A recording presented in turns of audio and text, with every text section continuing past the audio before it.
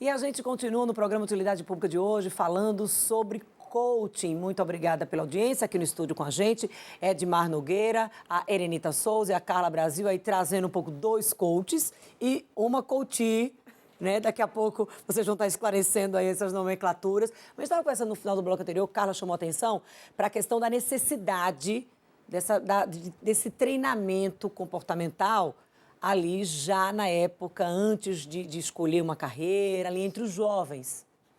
Sim, nós fazemos um trabalho de coaching vocacional, que é um trabalho para orientar esse jovem que está indeciso no que vai fazer, a respeito do que vai fazer na carreira.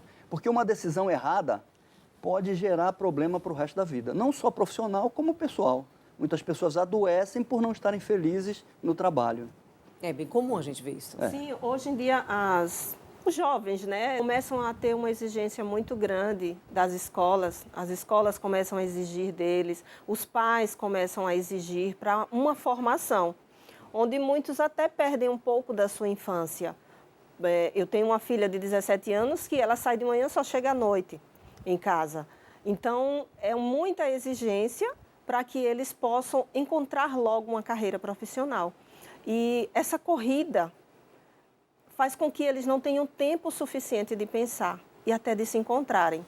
Então, nós temos um programa que se chama Coach Vocacional, que é um programa onde faz com que esses jovens eles possam se conhecer melhor, conhecer o seu talento e entender que eles podem desenvolver aquela habilidade em alguma carreira. E não pela indicação que os pais ou que a escola desejam que eles façam. Então, com esse programa do coaching, eles vão estar mais conscientes, até mesmo de conversar com os pais e dizerem por que eles precisam adentrar naquela nova carreira que eles estão escolhendo. Porque eles vão se sentir mais confortáveis, mais realizados e, consequentemente, a felicidade. Porque escolher uma carreira é preciso, exige uma maturidade. Sim. Muito grande. E às vezes não há esse equilíbrio entre a idade, como você trouxe, Karen, que aqui no Brasil os estudantes precisam já fazer essa opção, e esse conhecimento mesmo da própria pessoa. Na academia nós vemos muitas pessoas que já fizeram 2 formações, 2 graduações, estão fazendo especialização e ainda não sabem o que querem. Professora, eu estou aqui, mas eu ainda não sei, eu não me sinto realizado. Isso, infelizmente, a pessoa já tem 35 anos, 40 anos, 45 anos, e já é um momento, essa já é uma idade de você se sentir realizado. Caramba, eu trabalhei e sei o que eu estou fazendo aqui no mundo. Então, nós precisamos, como seres humanos, entender que nós temos um propósito de vida aqui na Terra, uma missão a cumprir. E essa missão é dentro da nossa profissão, porque é o que mais fazemos no nosso dia a dia. Então, 8 horas que nós passamos trabalhando, a gente tem que fazer jus a esse esforço que dedicamos ao universo. Até porque quando você não está feliz, você compromete ali a felicidade também dos colegas de trabalho. É uma cadeia, volta, né? Sim. A motivação, a felicidade são contagiantes. Se você chega aqui e encontra pessoas felizes rindo, um ambiente de trabalho saudável, né? um bom nível, a produtividade é muito maior. Né? Isso já é comprovado cientificamente. E agora, quando o ambiente não é bom, quando o clima não é bom, aí a produtividade tende a cair. Interessante você quando comentou a respeito disso, porque quando a gente encontra esse propósito e a gente vive ele no seu dia a dia, é interessante como a gente traz isso para dentro de casa. Logo no início do meu processo de coach, meu filho mais novo, na época ele estava com 4 anos, que tem 2 anos que eu fiz esse processo. Ele estava com 4 anos e ele disse assim: mamãe, por que agora você ri tanto? Tem resposta melhor do que essa?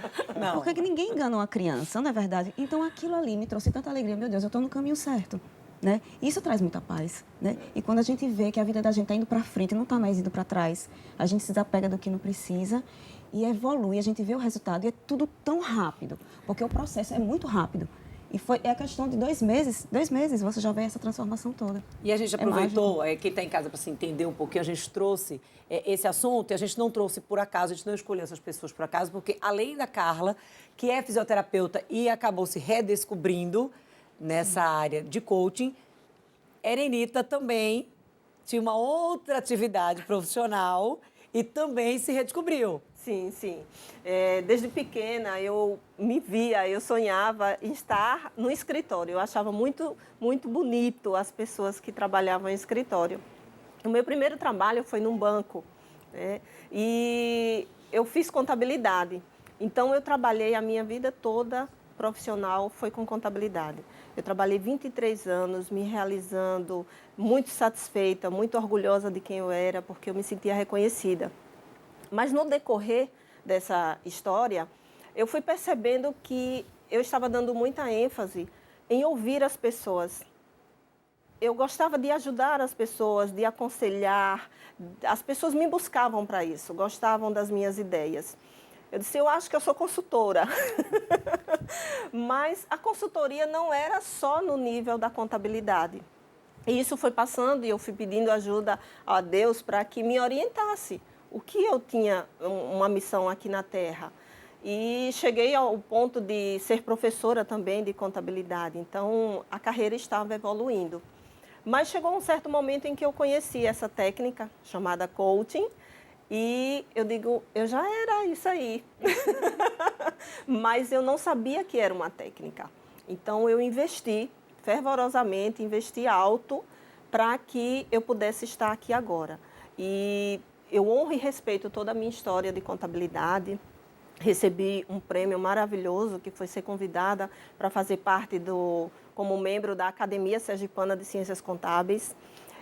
Então, eu honro e respeito toda essa história de contabilidade, porque ela me trouxe até aqui.